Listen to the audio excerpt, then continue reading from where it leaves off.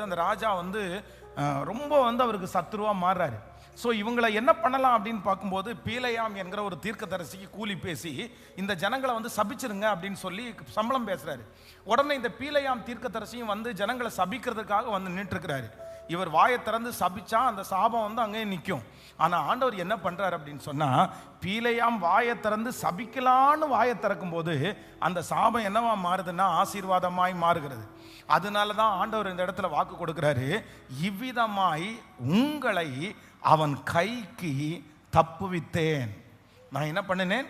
அப்போ நம்பர் 3, மூன்றாவதாக சத்துருக்களுக்கு முன்பாக ஆண்டவர் நமக்கு செய்கிறது என்ன அப்படின்னு சொன்னா, கர்த்தர் தப்புவிக்கிற தேவனா இருக்கிறார்.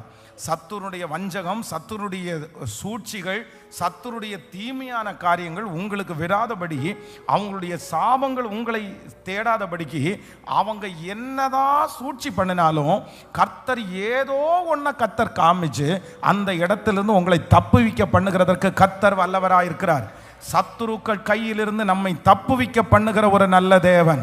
நாம் ஆராதிக்கிற தேவன் நம்முடைய குடும்பத்தையும் நம்முடைய பிள்ளைகளையும் நமக்கு விரோதமாக இருக்கிற சத்துருடைய கையிலிருந்து நம்மை தப்புவிக்கிறதற்கு நல்ல தேவன். அவர்கள் என்ன சூழ்ச்சி பண்ணினாலும், அவர்கள் என்ன தந்திரம் பண்ணினாலும், நம்மோடு இருக்கிற தேவன் கண்டிப்பாக அவருடைய கைகளுக்கு நம்மை தப்புவிப்பார்.